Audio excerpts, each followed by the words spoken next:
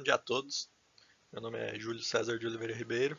O meu orientador é o professor Dr. Renato Rosseto.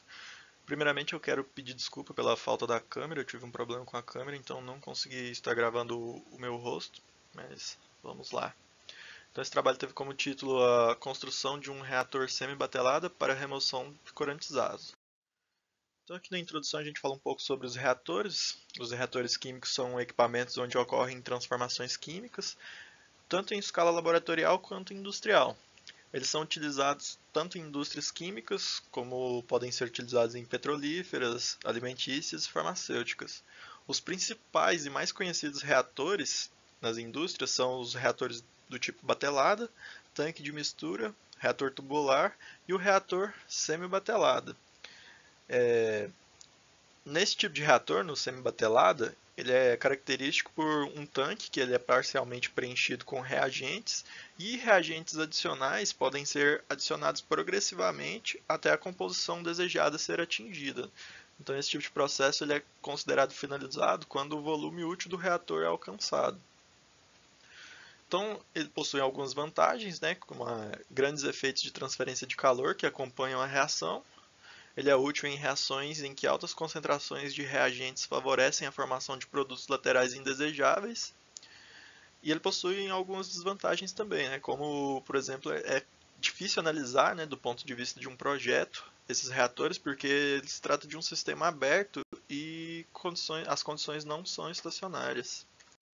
Bom, então, nesse sentido, a gente fala um pouco dos corantes azo. Os corantes azo são compostos caracterizados por uma ligação π entre nitrogênios, né? Essa aqui é uma representação esquemática do corante alaranjado de metila, que foi o corante modelo escolhido para a realização desse trabalho.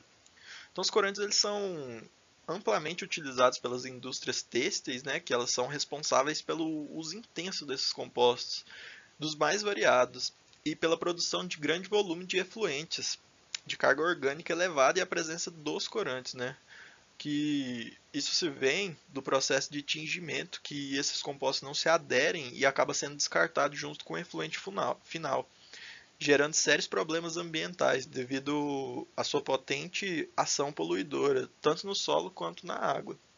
Esses corantes são compostos químicos de difícil biodegradação e podem causar prejuízos sérios não somente ao ambiente, mas também à saúde humana. Eles têm efeitos carcinogênicos e mutagênicos. Então, visto esses problemas, é necessário o desenvolvimento de técnicas para a remediação desses compostos, né?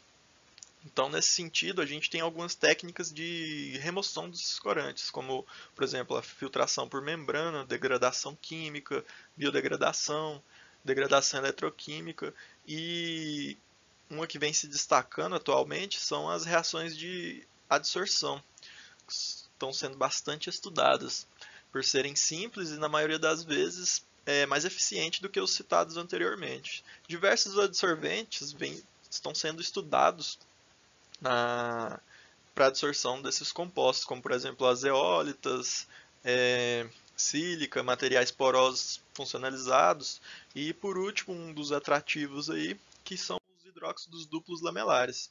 Os hidróxidos duplos lamelares são compostos bidimensionais, que é a representação esquemática da estrutura desses compostos.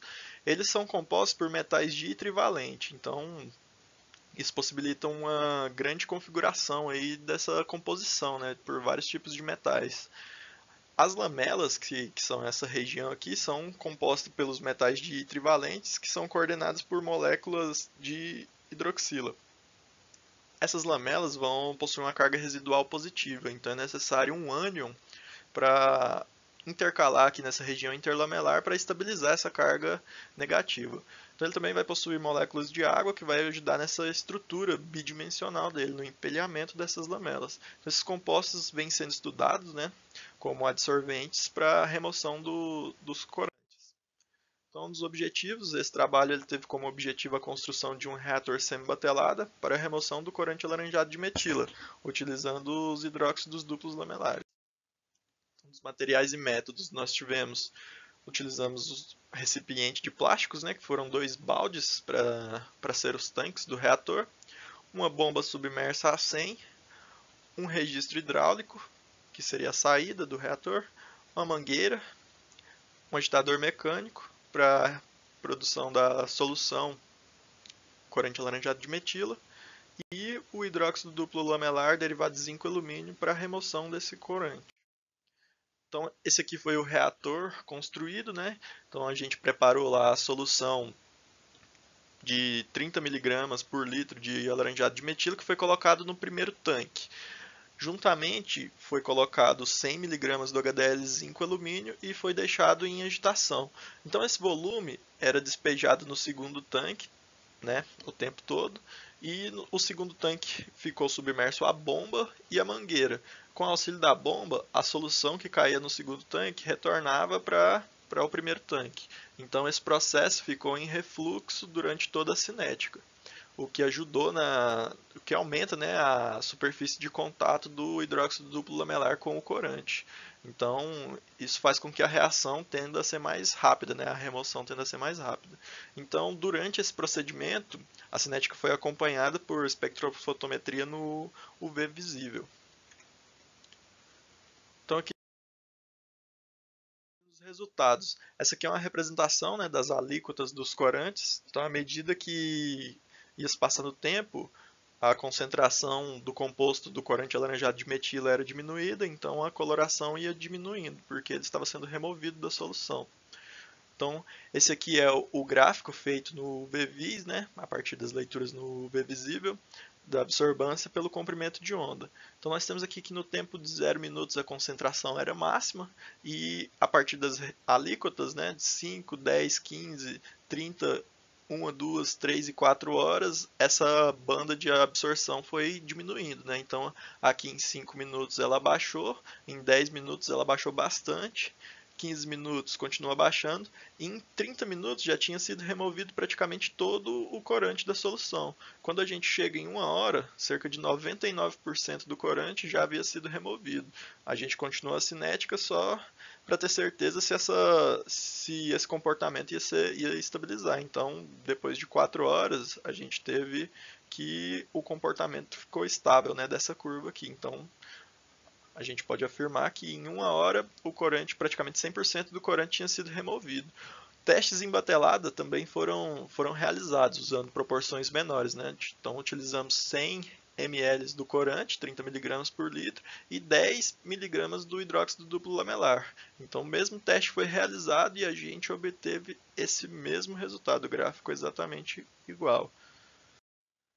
Então, como considerações, nós temos que os resultados obtidos para os testes em batelada foram semelhantes, né, aos obtidos para o reator, o que demonstra a reprodutibilidade desse experimento. E o HDL possui uma capacidade adsortiva bastante alta, né, como citada. Com base nesses resultados obtidos para esse reator e os testes em batelada, é possível observar que o HDL ele tem um bom desempenho na remoção do corante, né, juntamente aí com os trabalhos já realizados na literatura.